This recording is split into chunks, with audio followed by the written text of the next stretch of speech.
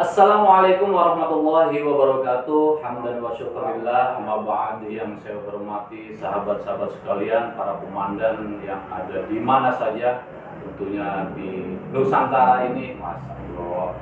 Pada sore hari ini, ya perkenalkan dulu, nama saya Nur Zaman Sidik selaku Kasatpol Cabang Jakarta Barat. Sekaligus pada kesempatan kali ini menjadi host dalam podcast. Wih, keren nggak? Namun demikian, tidak asing lagi kita akan panggil seorang bintang tamu kita, narasumber kita. Tidak asing lagi, beliau adalah Komandan Subhan Sahlan yang pada pada kali ini diberikan tugas di jajaran Satpol Cabang Jakarta Barat itu sebagai Kepala Biro Infocom atau Biro Informasi dan Komunikasi Satpol Cabang Jakarta Barat. Ya, assalamualaikum dan Waalaikumsalam warahmatullahi wabarakatuh. Gimana? Sehat dan? Alhamdulillah sehat, berkat doa komandan. Mantap. Intinya doa bidoa. Jadi Kang Subhan mendoakan saya mendoakan Kang Subhan, dan kita mendoakan sahabat-sahabat sekalian yang ada di Nusantara ini.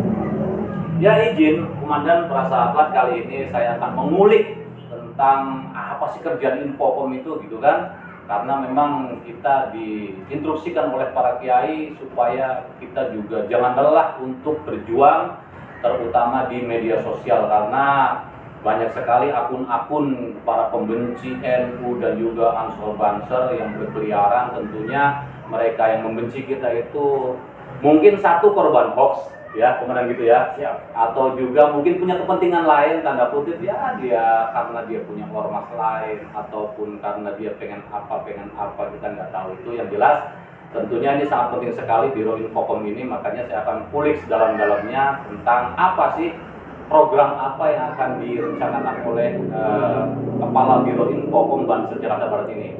Dan Subhan ini profilnya sebenarnya beliau itu seorang taekwondo ya. Ngeri. Bahkan saya sendiri dulu waktu mendaftarkan di Klatsar DTD waktu itu di Masjid Raya Hasyim Asy'ari, beliau salah satu instruktur saya. Makanya kalau di Banser itu nggak aneh, yang dulu dididik sekarang menjadi komandan, kemungkinan ya bukan kemungkinan lagi, nanti juga saya akan menjadi anggotanya yang lain gitu, yang mungkin saya didik kemarin-kemarin itu. Karena satu tujuan di Banser itu adalah berkhidmat. Kalau memang tidak mau berkhidmat atau mengharapkan sesuatu, mending nggak usah ikut Banser. Jadi Banser hanya satu, cukup persyaratannya, luruskan niat untuk berkhidmat di Nahdlatul Ulama. Dan Subhan, saya mau tanya nih, kalau Biro Infocom sendiri ini punya divisi-divisi nggak? Infocom sendiri sebenarnya secara umum tidak ada divisi-divisi ya. Jadi include dalam satu wadah Infocom ya, tugasnya adalah bagaimana mengimpor informasi dan sampai pada masyarakat. Baik itu yang mengenai internal di Kepanceran sendiri ataupun Ansor maupun di KBNU. Keluarga Besar Nahdlatul Ulama. Kan di NU itu banyak banom, banyak lembaga, dan tentunya banyak kegiatan-kegiatan yang dilaksanakan oleh masing-masing lembaga atau banom.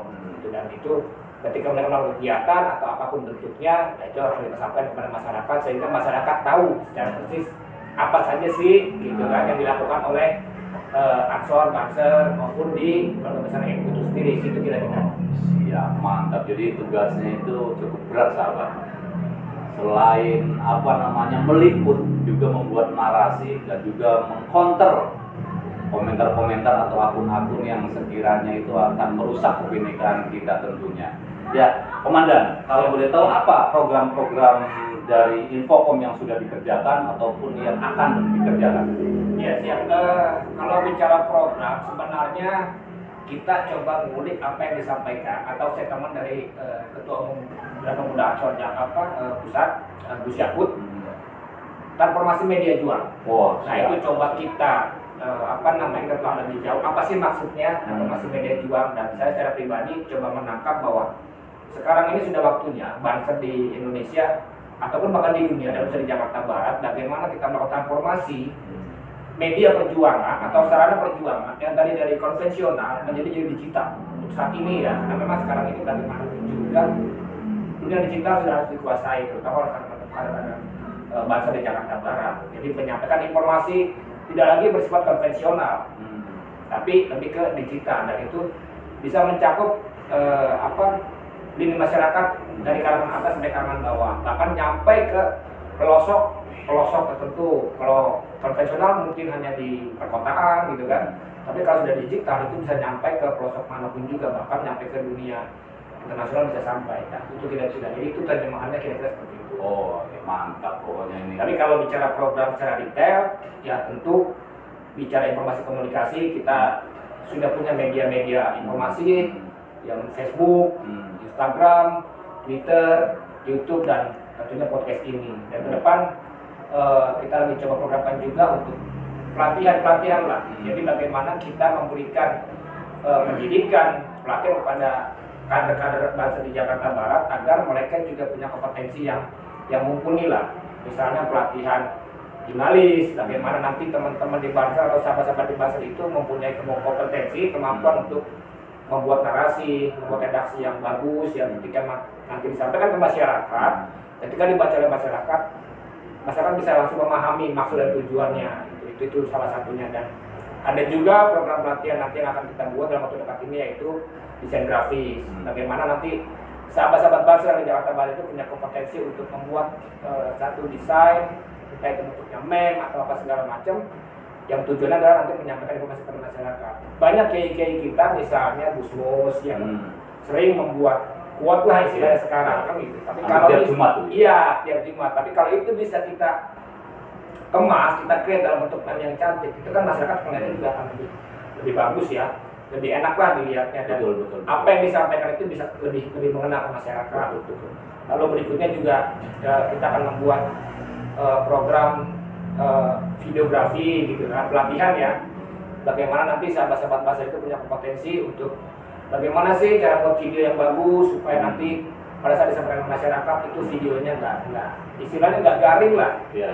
Ya, Layak jual lah. Layak ditonton. Layak gitu kan. ditonton. Betul. Ya, kira seperti itulah. Oh, siap. Itu yang sedang sih, yaitu yang Facebook, Instagram itu sudah berjalan, YouTube sudah berjalan. Bahkan kita sudah punya web untuk menyampaikan berita. Bahkan di Bansar Jakarta Barat, terutama Infocom, kita ada dua portal Infocom. Yang satu portal Infocom untuk internal kegiatan-kegiatan Bansar, Ansor, dan KPU. Dan satu lagi ada media informasi yang itu untuk umum. Sifatnya luas ya? Iya, luas. Jadi beritanya nggak hanya mengenai ke-NU-an, tapi ya mengenai kriminal, mengenai hukum, mengenai pemerintah dan segala macam. Dan itu kita rekrut wartawan-wartawati, reporter dari luar semua. Wih, mantap. Jadi nggak hanya cuma kader Bansar aja. Jadi bagaimana kita juga coba menghimpun potensi masyarakat yang ada, yang kebetulan mereka mau gitu kan, kinerja dengan kebansaran, kinerja dengan Bansar, kita fasilitasi dan kita berikan wadah. Itu kan juga setidaknya mereka kenal Bansar gitu kan. Dan Bansar nggak cuma buat NU doang loh, masyarakat. Betul. Itu yang sudah berjalan dan yang akan kita lakukan nanti. Tapi pastinya sahabat, ini Infocom yang ada di Jakarta Barat ini anti dengan berita-berita hoax. Ini real semua, artinya apa yang kita liput, apa yang kita bikin itu adalah real. Tidak ada setting-settingan ataupun hoax ya. Nah, kita memang anti untuk itu. Kebenaran itu harus kita kita sampaikan, karena kalau yang punya kebenaran hanya dia, maka kebenaran itu akan dikuasai oleh orang-orang yang tidak benar dan dikemas dengan jargon agama gitu kan.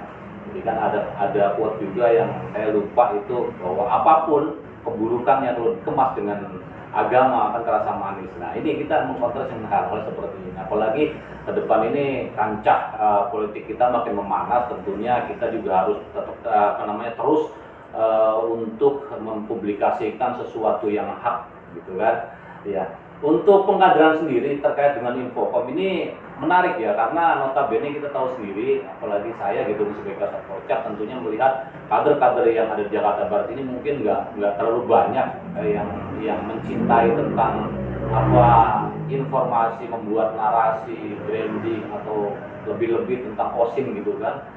Ini bagaimana teknis daripada Kabiro Infocom untuk merekrut kader-kader yang kira-kira mempunyai potensi untuk masuk di jajaran Infocom? Yang pertama pastinya kita akan sampaikan bahwa Infocom Jakarta Barat akan melakukan program misalnya pelatihan jurnalis. Kita sampaikan ke sahabat-sahabat yang ada di tingkat kecamatan maupun tingkat ranting. Nah, kita sampaikan tentu kita ada rekrutmen dan tentu pastinya kan juga akan ada yang berkeinginan untuk ikut. Nah, dari situlah baru kita mulai pelatihan gitu kan. Dan selama ini yang sifatnya berkesinambungan ya tidak insidental atau momen tertentu misalnya pelatihan khusus tidak, tapi kita melakukan pembinaan ya door to door gitu kan. Oh, dan saya izin mau bikin berita, tapi kira-kira gimana ya nanti kita sampaikan. Jadi ya dari satu kepala ke kepala gitu kan, supaya itu lebih efektif. Karena kalau misalnya dalam satu momen tertentu kita berikan pelatihan, itu kan waktu terbatas dan juga pesertanya juga mungkin karena satu daerah belum tentu bisa hadir pada saat itu. Betul. Itu akan lebih efektif kalau kita lakukan door to door lah istilahnya. Walaupun tentu infokom akan lebih berat, tapi memang sudah konsekuensinya bahwa ya ini tugas kita gitu. Iya, harus itu. Iya, sahabat, ini semakin kita kulik, semakin menarik topik pada hari ini. Ini masalahnya apa? Kalau Infokom itu memang tentaranya dunia maya, kalau MDS itu tentara langit, kalau yang dipimpin beliau ini tentara dunia maya. Jadi memang dunia maya itu tidak ada batasnya. Kita mau tidak mau, suka tidak suka, kita harus bertarung di situ. Tentunya kita bertarung secara apik ya, secara dewasa, tidak ada berita-berita hoax yang kita kabarkan. Dan ini cukup menarik sekali sahabat. Nah, karena beliau ini memang sudah bidangnya ya di Infokom itu, beliau menguasai narasi dan juga punya sertifikasi terkait pembuatan berita, jadi tidak diragukan lagi. Makanya beliau memang saya plot sebagai kepala Biro Infokom. Nah, Komandan, gini ya, terkait dengan koordinasi ini kan tentunya tidak hanya untuk membuat berita aja, tapi juga koordinasi antar rayon ya yang ada di Jakarta Barat. Ini kan ada 8 rayon. Tentunya ini kan kalau kita tetap menggunakan koordinasi melalui handphone atau WA, kadang kan susah juga dan lama. Apa kedepannya punya cita-cita bagaimana nanti kita bikin repeater misalkan untuk saluran handy talkie HT gitu kan, biar mudah dan HT itu difungsikan tidak hanya untuk ngepang saja, melainkan juga untuk pengamanan wilayah yang setiap waktu itu bisa kita gunakan dan selalu memonitor. Kedepannya ada arah ke sana nggak? Pastinya ada dan apapun potensi yang memang dalam tanda kutip bisa mengembangkan dan untuk kemajuan Infokom itu sendiri pasti kita lakukan. Hanya memang kapan waktunya dan kapan seperti apa itu yang belum bisa kita jelaskan. Ya pasti itu ada gitu ya. Ya namanya kita lillahi ta'ala ya, monggo asal yang penting kita terus bergerak. Artinya bergerak itu jangan ciri-ciri kehidupan itu kan ada pergerakan. Kalau kita punya barang nggak bergerak ya dimungkinkan barang kita mati. Tapi kalau kita gerak itu kan tanda kutip bahwa itu ada tanda-tanda kehidupan. Tentu juga itu yang dilakukan oleh Kantor Jakarta Barat di masing-masing biro maupun satuan khusus. Saya akan panggil satu-satu untuk pertanggungjawaban di sini, apa tugasnya dan juga apa langkah ke depannya. Mungkin pada kesempatan kali ini saya cukup sekian saja. Satu lagi siap, monggo. Iya, ada yang lupa soalnya. Jangan lupa untuk mengiklankan YouTube kita itu namanya apa biar dikenal di masyarakat luas. Jangan lupa juga like, komen, dan subscribe untuk kemajuan Infokom Jakarta Barat. Silakan. Ada satu lagi sebenarnya yang sudah kita lakukan, itu yaitu kita sedang menyiapkan aplikasi. Walaupun sebenarnya sudah launching aplikasi itu saat ini kita namakan database Jakarta Barat. Itu setelah kita launching itu tadi internal khusus untuk database Jakarta Barat. Jadi ketika misalnya ada masyarakat umum yang ingin mengetahui berapa jumlah bahasa Jakarta Barat, melalui aplikasi itu bisa, gitu kan? Jumlahnya berapa personil, di mana saja itu bisa. Dan itu nanti ke depan akan kita kembangkan, bukan hanya untuk database saja, tapi bagaimana itu bisa menjadi dalam tanda kutip misalnya e-commerce, sehingga bukan hanya berfungsi sebagai informasi saya, tapi juga berfungsi lebih, punya benefit lebih lah. Bisa jadi nanti pengembangan ekonomi dan segala macam itu saat ini sedang kita kembangkan dan alhamdulillahnya di Infokom itu punya anggota, punya tim yang memang satu persatu mereka menguasai bidang-bidang itu, sehingga saya sangat terbantu sekali gitu kan. Dan mudah-mudahan dalam waktu dekat aplikasinya akan bisa kita launching kembali. Ya tentunya mohon doanya dari sahabat-sahabat semua dan juga khususnya komandan semoga apa yang kita cita-citakan bersama ini bisa terrealisasi. Amin, amin. Ya, untuk iklan YouTube kita apa, Dan? Ya, YouTube kita di Infocom Jakarta Barat dan hampir semua, bukan hampir ya, tapi semuanya memang sama. Itu ada namanya portal Infocom. Ya, baik di Facebook, Instagram, Twitter maupun YouTube itu sama, portal Infocom. Itu nama akun channel YouTube kita.